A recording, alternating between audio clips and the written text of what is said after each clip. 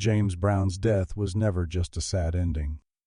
From the first announcement, it carried the faint smell of something deeply wrong. On December 25, 2006, the world was told the Godfather of Soul had died from illness, congestive heart failure, pneumonia, natural causes. Case closed. But behind that neat hospital language, a darker version of the story started to move quietly through dressing rooms, tour buses, and old contacts in the soul and funk world. In those final days, James Brown wasn't only sick. He was cut off, watched, managed, and falling apart at a speed that shocked people who knew his body, his stubbornness, and the way he always fought back. According to long-standing rumors inside the industry, Vanessa Williams would later be mentioned, not as an accuser, but as someone who heard disturbing claims that a man close to Brown might have been slowly poisoning him under the cover of caretaking. Friends were turned away at doors. Access was routed through a narrowed chain. Medication, according to those whispers, was handled by a very small circle. Officially, no crime was ever proven. No charges, no poisoning listed on any official document.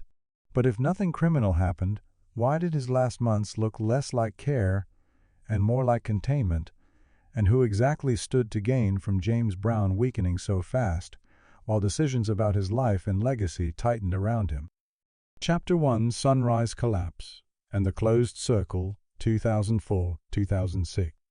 Before anyone spoke about poison, conspiracy, or betrayal, something simpler and more unsettling appeared. James Brown was fading in plain sight. Not overnight.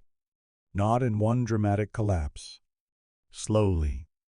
Quietly. And by the time people realized how serious it had become, they couldn't get close enough to see for themselves. In 2004, James Brown was 71. Still on the road. Still hitting stages across South Carolina and Georgia. Still introduced as the hardest working man in show business. To the crowds he looked like he was outrunning time. But behind the curtains, the people who had watched him for years began to see hairline fractures. His breathing grew heavier faster after songs. He leaned on chairs and table edges backstage when he thought no one was watching. He slipped out of rooms early, cutting nights short. They were small details, but for a man whose entire legend was built on impossible stamina, they were jarring. The tour calendar stayed packed in 2004. His energy did not. Close friends later recalled how conversations shortened. The James Brown who used to dominate every discussion, now tired faster, waved people off more often. He still made choices, but increasingly through other voices. At first it looked like protection, like people helping him manage the load. Then slowly, it started to feel more like a filter.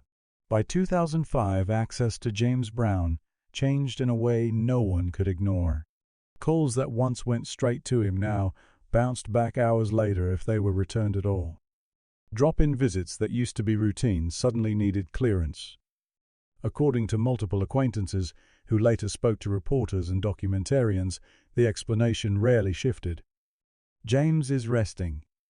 He's not seeing anyone right now. Or worse, silence. That year, what had been a loose inner circle began to harden into a wall. Tommy Ray Heine, widely described as his partner, and later drawn into major legal battles over the estate, became a near constant presence.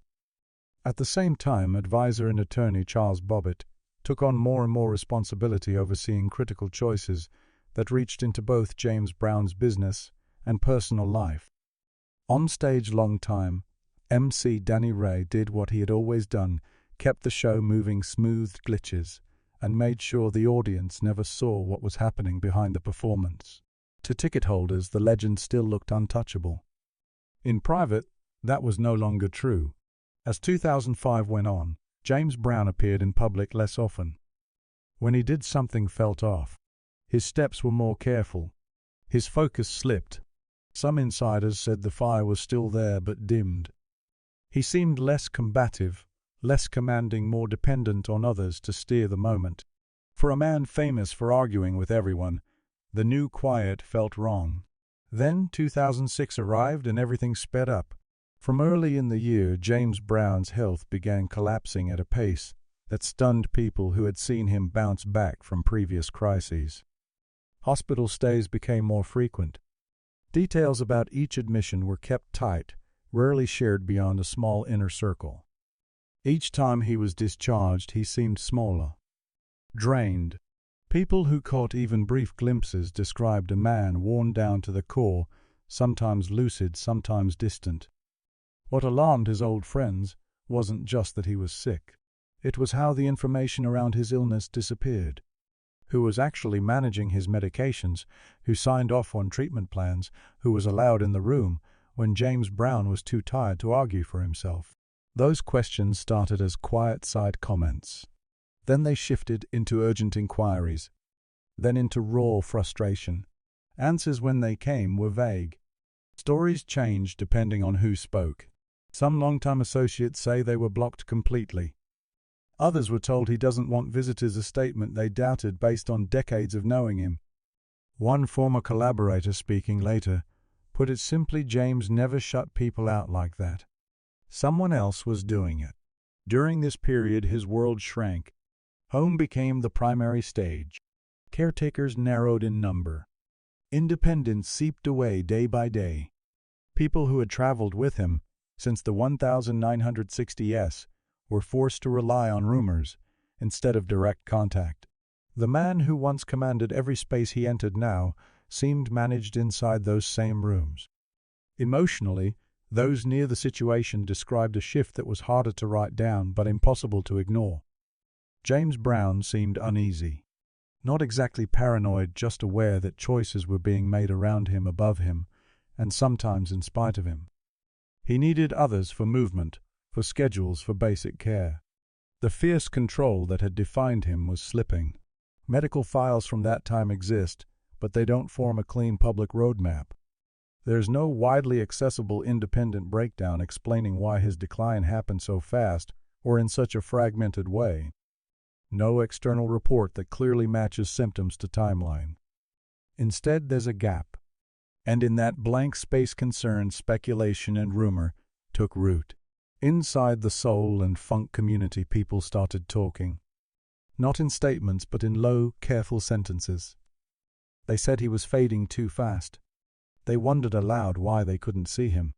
According to long-circulating industry chatter, Vanessa Williams was among those who heard early warnings from insiders who had tried and failed to reach Brown. One phrase surfaced again and again in recollections: "Something is wrong." By late 2006, the isolation was almost complete.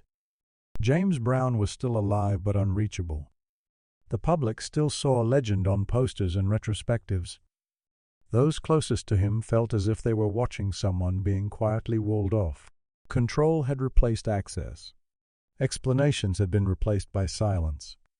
On December 25, 2006, James Brown died. Officially congestive heart failure triggered by pneumonia. A natural death. File stamped. Case finished. But for the people who had watched the previous 2 years, from the first weak breaths on stage to the closed doors and unanswered calls, that explanation felt thin. Long before his heart stopped, something else had already disappeared: transparency. And once that was gone, the questions were never far behind. Chapter 2, Vanessa Williams and the Whispers no one wanted to write down. The warnings didn't arrive in police reports or public statements. They moved the way danger usually moves in the music business, quietly from mouth to ear, backstage to hallway, city to city. By late spring 2006, as James Brown's health seemed to be unraveling faster than anyone expected, the first uneasy conversations began circling among singers, promoters, and old road warriors. No one came forward with evidence. No one filed charges. What they carried instead were impressions, looks, gestures, fragments of behavior that didn't match the James Brown they knew. According to persistent behind-the-scenes accounts, Vanessa Williams became one of the people in the middle of this whisper trail. Not as someone pointing a finger, but as someone hearing the same unsettling story repeat itself from different mouths. The setting mattered. These weren't tidy interviews in well-lit studios. Most of these exchanges happened in liminal spaces backstage at benefit concerts, outside hotel ballrooms, down quiet side corridors, after televised events, or in tucked-away corners of industry parties in New York and Los Angeles. People who had recently crossed paths with James Brown described him in the same way over and over. He looked thinner, slower, less anchored. "He's weaker than he should be," some said. "He's not the James I remember," said others. For a man whose medical history was no secret, the speed of the downturn felt wrong. By June 2006, the concern deepened. Insiders who had tried to visit James Brown in South Carolina reported being turned away without clear reason. One organizer said the message at the gate was cold and short. "He's not seeing anybody." Phone calls that used to be answered personally were now routed through layers of intermediaries who offered almost nothing. No updates, no direct connection, no sense of when or if someone might be allowed in. It was around this time, according to rumors later recounted in documentaries and memoir-style interviews, that Vanessa Williams began hearing the same line from different sides of the industry map. "He's getting worse too fast." What troubled people wasn't only the decline, it was the way the decline was handled. Artists who had shared stages with James Brown for decades couldn't get straight answers about his treatment. Who was overseeing his care day to day? Who controlled his medication schedule? Why were friends who'd known him since the 60s suddenly kept at a distance? No one claimed to have a prescription list in their hand or access to his charts. What they had were patterns, doors, closing calls, blocked vague explanations that changed depending on who picked up the phone. By August 2006, the whispers had sharpened into something closer to alarm. A promoter who briefly saw Brown backstage at an event in Georgia later described the encounter in a way that stayed with those who heard it. The Godfather of Soul was sitting quietly in a chair, barely speaking, his gaze drifting, while others in the room answered questions on his behalf. The moment lasted only minutes, but the promoter walked away unsettled. He told colleagues later, "He looked medicated in a way I've never seen before." Again, no dosage, no drug name, no lab tests. Just a feeling that whatever James Brown was being given, it was changing him. This is where Vanessa Williams' name surfaces again and again in industry lore, not as a public accuser, but as a witness to the unease. According to people who claim to have been present, she did something simple but important. She didn't shrug it off. As those around her shared what they'd seen, she reportedly told others, "Pay attention. Don't just wave this away." James was strong. This doesn't make sense. Her role, as the story has been repeated, was not to build a case, but to refuse to ignore the pattern. The accounts remained unrecorded, never crystallized into sworn testimony. They lived as overlapping memories passed from one trusted voice to another. As the heavy air of autumn 2006 moved in, the anxiety focused on one word: medication. People who claimed insight into Brown's care whispered about frequent prescription changes. They said there was confusion and disagreement over what he was taking, when, and why. Some wondered quietly if James Brown fully understood the drugs being handed to him. Others questioned why no independent, well-known medical specialist had publicly stepped forward to outline his treatment. No documents surfaced to answer those questions. The silence itself became part of the story. Emotionally, the narrative darkened. Those who glimpsed Brown during these months described a man who no longer walked into rooms and seized control. He seemed uneasy, then withdrawn, at times strangely compliant. For a figure whose career was built on confrontation resistance and command, this sudden passivity rang wrong in the ears of people who had fought with him and for him for decades. According to one long circulating account, Brown privately told a colleague that he was tired of being told what to do, tired of being managed. The rumored date, October 2006. The quote has never been verified in official records, but it appears again and again in oral histories around his death, like a ghost sentence. Nobody can quite trace back to tape. In these same retellings, Vanessa Williams begins to step back emotionally, not out of indifference, but out of helplessness. She had no lab reports, no direct authority, no formal path to investigate. All she had were fragments of concern, and a growing feeling that James Brown was no longer steering his own ship. By December 2006, the mood among insiders had shifted from concern to dread. James Brown was hospitalized again. This time access was cut even tighter. Those who asked to see him were told to wait. Others were simply left without any response at all. When the news broke on December 25, 2006, that James Brown had died, the world reacted with shock. But in green rooms, tour vans, and old neighborhood bars, a different sentence circulated quietly among those who had been watching the build-up. We saw this coming and we still don't understand what we saw. There was no official scandal, no police raids, no criminal charges, no press conference pointing fingers at a suspect. On paper, everything was clean. But privately, a heavy conviction settled in among many who had tried and failed to get close to him in those months. Whatever happened to James Brown, near the end it happened where almost no one could see it. Vanessa Williams never stood in front of cameras to accuse anyone. She never held up documents, never publicly named a supposed poisoner. Her role in this story, as it has been told, is defined by listening and by warning, hearing the early whispers, questioning the official calm, and standing in the remembered chain of people who sensed a disaster unfolding behind locked doors. In the communities that built soul and funk, one question still hangs in the air, heavy and unresolved. If nothing was wrong, why did so many people feel that something was?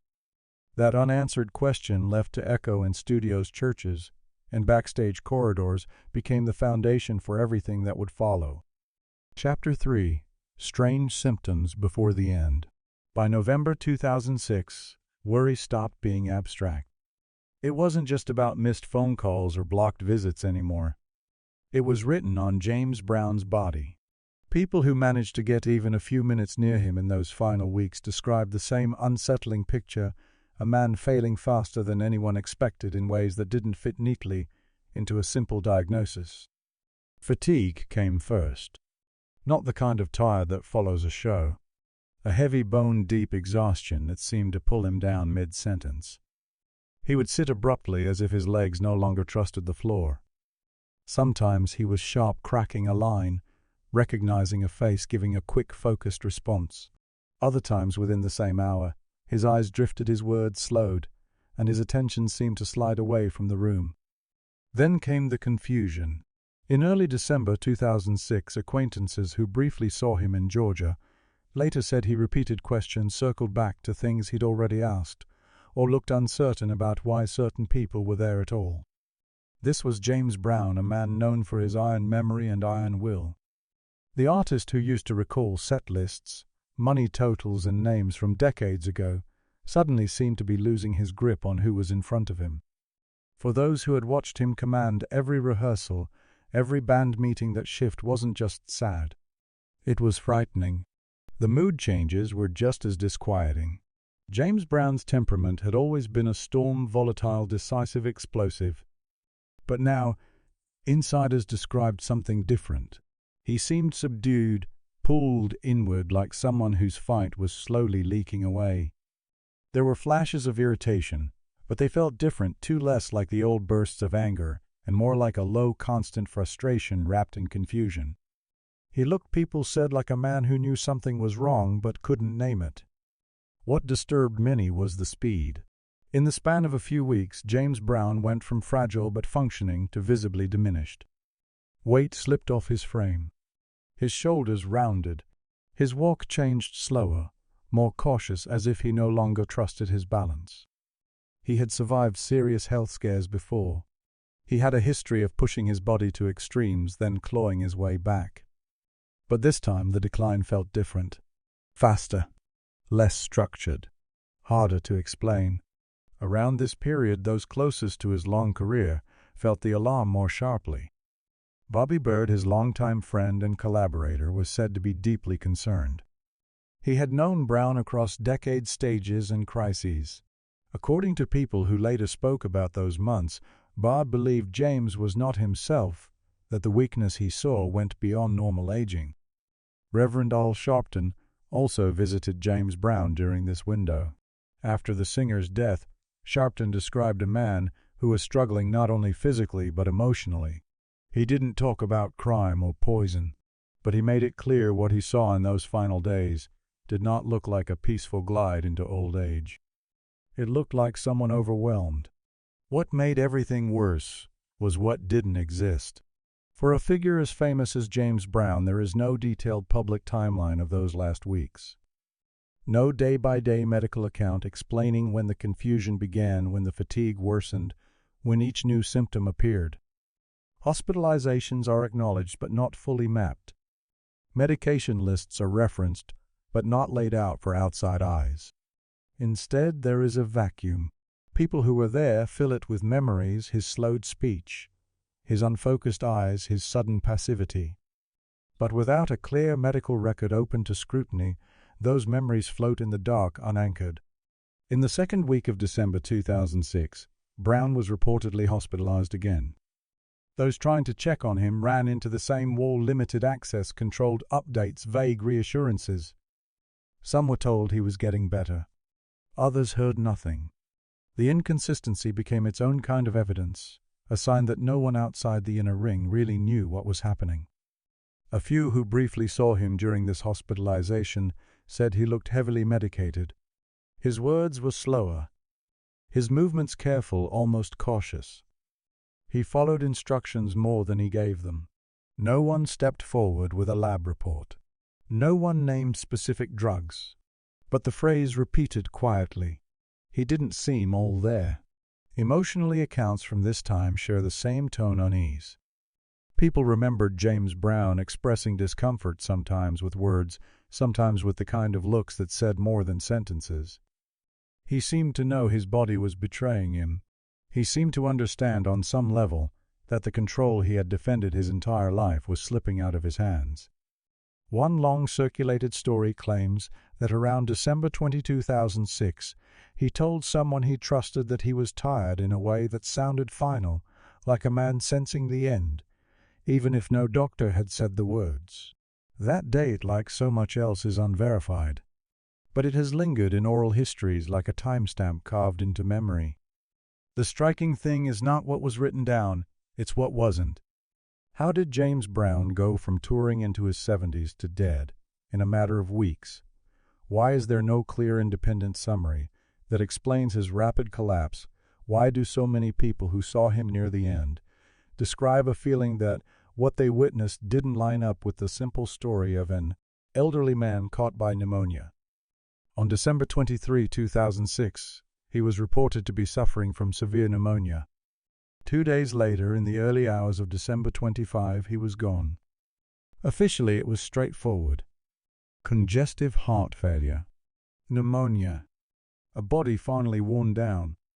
Case closed. But for those who had watched the final weeks, the memory is different. It isn't of a slow, predictable fade. It's of a rapid unraveling marked by confusion, unusual passivity, locked doors, and unanswered questions. James Brown didn't die in the glare of a final concert or the chaos of a public incident. He slipped away behind closed doors. The people who saw the warning signs, friends, collaborators, visitors, were left afterwards, trying to connect their fragments of experience, comparing notes, wondering if together their memories formed a picture that should have been investigated and never was. In the end, there were no dramatic last speeches, no public showdown, no confession. Just a quiet acceleration toward an end that almost no one outside a very small circle was allowed to witness directly. And as the news cameras turned toward funeral stages and tribute specials, another set of questions started to surface, questions that had less to do with how James Brown died and more to do with who stood to gain once he was gone. Chapter 4: The Christmas Morning That Never Added Up. Christmas morning, December 25, 2006, began quietly in Atlanta. Outside, the city was wrapped in lights, families unwrapping gifts, music stations still playing Santa Claus Go Straight to the Ghetto in tribute. Inside James Brown's world, everything was already critical.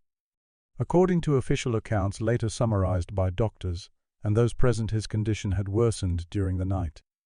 His breathing was rough, uneven, each inhale a fight. The man, once known for dancing non-stop across stages, could barely pull air into his lungs. Shortly after 3:00 a.m., emergency services were called. James Brown was rushed to Emory Crawford Long Hospital. By the time he arrived, he was already in serious distress. Medical staff moved quickly, oxygen monitoring emergency interventions. On paper, the response followed protocol. In the room, it was clear the situation was slipping. At 3:45 a.m., James Brown was pronounced dead. Within hours, the news left Atlanta and circled the world. Headlines took on a familiar shape: legendary, iconic, natural causes. Doctors stated the cause of death as congestive heart failure triggered by pneumonia. For the public, it sounded tragically simple: an aging body, a serious infection, a heart that could not fight anymore. But for those who had watched him deteriorate over weeks, the details of that morning raised questions almost immediately. First came the timeline. James Brown had been struggling for weeks in and out of hospitals in late 2006. Pneumonia in an elderly patient is dangerous, but medicine has aggressive tools for it, especially for someone with James Brown's resources.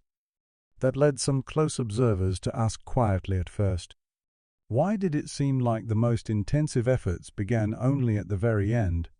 Why was the final emergency call coming on Christmas morning instead of a full-scale intervention days earlier, when the decline was already obvious? Then there was access. In the days before his death, several longtime associates later said they were unable to get near him at all. Media reports and interviews described visitation as heavily limited, information as tightly managed. Some people who had toured with him for years only learned how serious things were after he was gone. For a man of his stature, that level of isolation in his final hours struck many as unnatural. Legends usually leave surrounded by witnesses. James Brown seemed to be leaving in an echo chamber. The autopsy by the Fulton County medical examiner did not release dramatic headlines. There was no official statement of poison in his body. No declaration of criminal involvement. The findings matched the hospital narrative: pneumonia and heart failure in a man with serious underlying health issues. Toxicology results, however, were never laid out in full public detail. The absence of clear, accessible data did not prove anything sinister, but it did leave space where suspicion could grow. What was missing was not a shocking new cause of death. It was context. The report did not explain the strange speed of his collapse. It did not map his final days hour by hour. It did not clarify which medications he had been taking in the last stretch, or whether anything in his treatment had changed in the days before the end. Those were the same questions people had been asking all year. As news of his passing spread, the music world responded with grief. Reverend Al Sharpton spoke publicly, honoring Brown's impact and hinting at how hard his final days had been. Other artists shared stories, tears, and tributes. The public mourning was immense. Thousands gathered in Augusta, Georgia, and later in New York to say goodbye. There were open coffins, horse-drawn carriages, and a funeral program that felt more like a state event than a private farewell. But even as the bands played and voices lifted his memory, another storm was forming just out of view. Almost immediately, the focus shifted behind the scenes, from how did he die to who now speaks in his name. Within days, disputes erupted about who had the right to control his estate, his image, his catalogue, his story. And for those who had already been uneasy about the way his final days were managed, the speed and intensity of that shift was chilling. If his death had been purely natural and his world perfectly in order, why did control explode into chaos so quickly? Chapter 5: Legacy Lawsuits and Who Truly Benefited PHNQI. James Brown's body was laid to rest. His music never faded, but his story did not rest with him. In many ways, the second act of his death began after December 25, 2006, not with tributes but with paperwork, signatures, and legal war. His estate was massive, even by conservative estimates. Catalogs of its publishing rights, licensing potential real estate, and the value of his likeness combined into what many believed was a fortune in the hundreds of millions. The Godfather of Soul hadn't just left songs behind. He had left power, cultural, legal, and financial. Power always draws conflict. At the center of that fight stood Tommy Ray Heine, widely known in the press as his partner, and by her claim his widow. In the weeks after the funeral, she asserted spousal rights and a central place in directing the estate, positioning herself as the person who could speak for James Brown in death. But that claim was challenged almost immediately. Court filings revealed questions about the legal status of their marriage, including unresolved issues from previous relationships. Years later, after a long and grinding legal process, courts would rule that she was not legally married to James Brown at the time of his death. That ruling did not come fast. It came after years of appeals, hearings, and arguments. While the legal system wrestled with that question, time did what it always does: it allowed money to move. Licensing deals were made. Royalties flowed. Lawyers were paid. The estate remained tangled, but the engine of James Brown's legacy kept generating income. Watching from the outside, skeptics asked a simple, uncomfortable question: who benefits when an estate stays locked in limbo? Standing close to Heine in those final years, and again in the aftermath, was advisor and attorney Charles Bobbitt. His role in James Brown's life and death became a focus not because of one obvious act, but because of how central he appeared to be in key decisions before and after December 25. In court records and press accounts, Bobbitt was painted as a crucial figure in managing Brown's business, personal arrangements, and later estate issues. Supporters described him as a shield. Critics wondered how much control he had and why so many paths seemed to lead through his hands. The optics bothered many. Why were the same names controlling access and information near the end? Also, among the primary players in the aftermath, why did so much power remain concentrated in such a small circle, first around the man, then around his memory? These questions, like so many others, never hardened into legal proof of wrongdoing. But they lined up uncomfortably well with the earlier pattern: isolation, controlled information, and a vulnerable legend, increasingly dependent on a few people who, after his death, stood close to the money and the narrative. As lawsuits dragged on, another reality became clear. The more tangled the estate, the more years passed, the more various parties could build, negotiate, and maneuver in the shadow of James Brown's name. To some in the soul and funk community, the picture that emerged felt painfully familiar. A black music pioneer who had fought for ownership all his life dies amid confusion, and the battle for his legacy plays out in courtrooms instead of in the communities he came from. This is where the hardest questions live, not in a lab report, but in motive.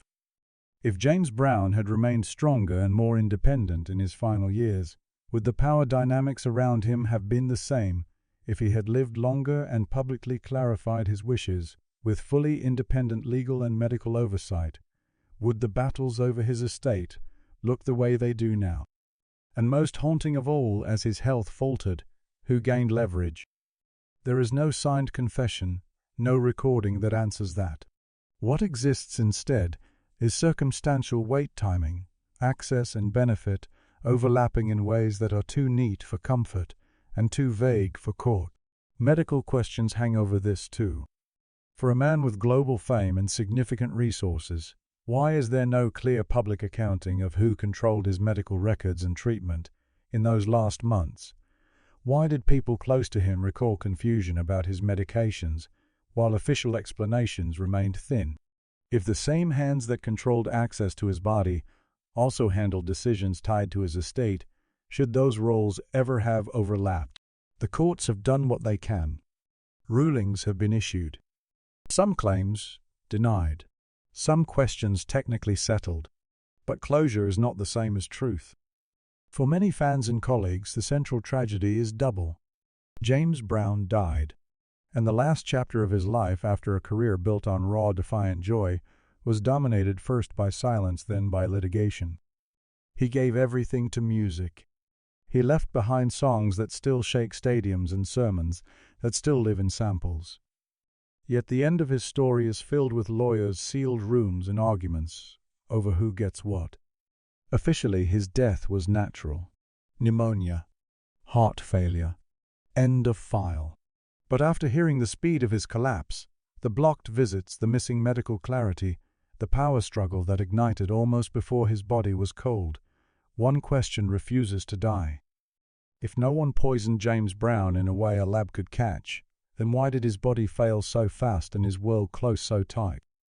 And if he was poisoned in a different way, not by a chemical but by isolation, dependency, and control, would that kind of slow destruction ever show up on a death certificate? That is where this stops being only the story of James Brown and becomes a warning about what happens to icons when they lose control of their own lives. Because fame isn't armor, wealth isn't a guarantee, and even the hardest working man in show business can become vulnerable the moment the people around him decide that access to his body, his name, his future, is more valuable than his freedom. Now the story turns to you. Do you believe James Brown was physically poisoned or slowly broken by the people who stood to benefit from his decline? Which detail unsettles